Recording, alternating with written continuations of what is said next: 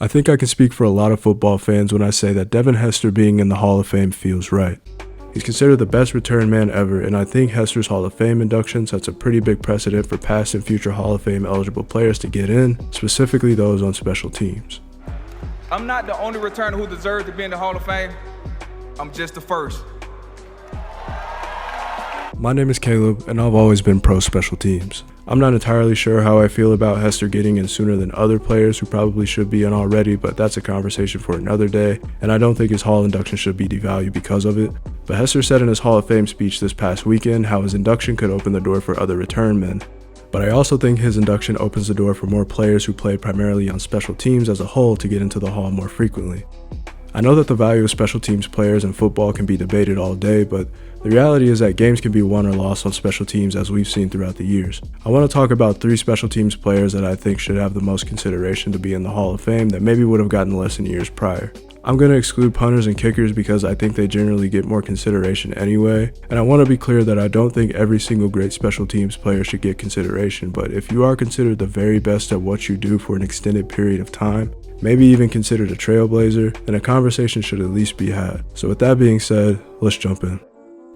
Steve Tasker, even now, is considered the gold standard of special teamers, gunners especially, and if you call him the best special teams player ever, there's probably not a lot of people who would disagree. A 9th round pick in the '85 draft, Tasker spent a season and some change with the Houston Oilers before he'd make his way to Buffalo in the fall of 1986. The Bills at that time needed a lot of help on special teams, and even though he was listed as a receiver on the depth chart, the decision to place him on punts and kickoffs would change the game for individual players on special teams for years to come.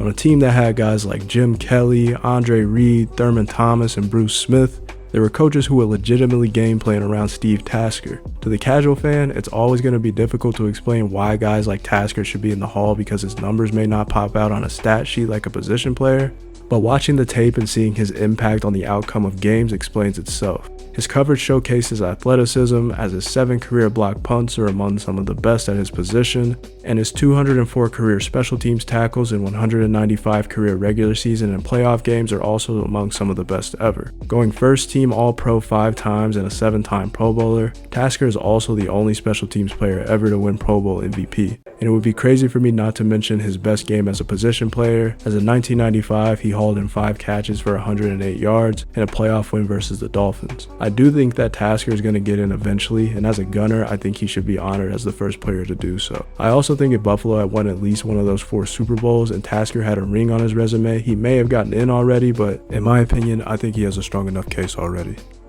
Matthew Slater's retirement at the end of the 2023 season has had a lot of people look back on his career to debate if he has a Hall of Fame case. Not only was he a special teams anchor on 3 Super Bowl winning teams, but his 16-year career, primarily as a gunner, is one of the longest in NFL history at that position with 239 career games played.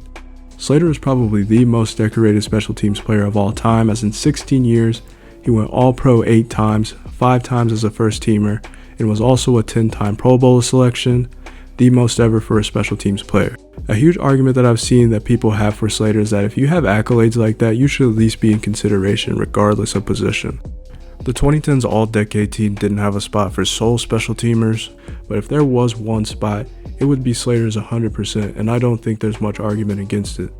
I also think the fact that he was one of the defining players of the second Patriots dynasty will also help his case because Super Bowls are going to help anyone who's on the fence's career regardless, and the fact that he won 3 while serving as team captain I think boosts his chances a little bit. But one of the bigger arguments against Slater is that he doesn't have any real career defining plays or hold any statistical records as someone like a Devin Hester, Steve Tasker, or even the next player in this video I'm going to talk about, but when it comes to the defining players of the decade and you're looking at special teams, Matthew Slater is absolutely at the top of that list. As a Colts fan and just a football fan growing up in the 2000s and 2010s, like many, I hated to see the Patriots win, but I can appreciate greatness on the field, and Matthew Slater is definitely up there.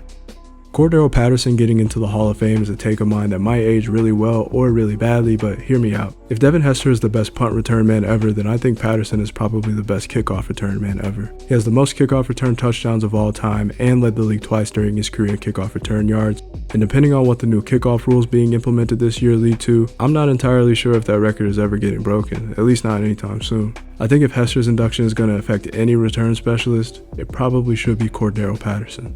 He's gone All-Pro 7 times, 4 times on the first team, a 4-time Pro Bowler, has a Super Bowl on his resume, and the 2010s All-Decade Team representative as kickoff return specialist. In the context of return specialist, he does have more individual accolades than even Hester does. And I don't think that Patterson could affect the game plan the way Hester did back in the day, but there were many times where kickers made sure to kick to the very back of the end zone if Patterson was lined up to return. He's probably going to eclipse 8,000 return yards this upcoming season with the Steelers, and I think the fact that because he's kind of quietly had the career that he's had, it won't really become a conversation until after he retires. You can argue that he doesn't quite have the legacy of someone like Tasker, and he's not quite as flashy as Hester, but his career speaks for itself, and unlike the Gunners I mentioned before, you can point to his stats to argue his case. You can also argue that outside of his return duties, he's maybe one of the most versatile players to ever have been designated as a return specialist. I can always point to his 2021 season where he logged 1,000 yards from scrimmage, a season that nobody really saw coming from him and somehow became the Falcons' RB1.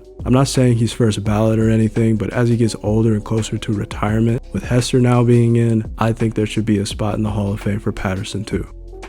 How much the Hall of Fame values special teams players has always been a healthy debate, and I think that Devin Hester's induction will open the door for more players to get in who are the very best at their positions. This is a really interesting topic that comes up every year when a new class is announced, and it'll be interesting to see how it evolves in the coming years. My name is Caleb. If you want to support the channel, please be sure to like and subscribe, and I'll catch you on the next one.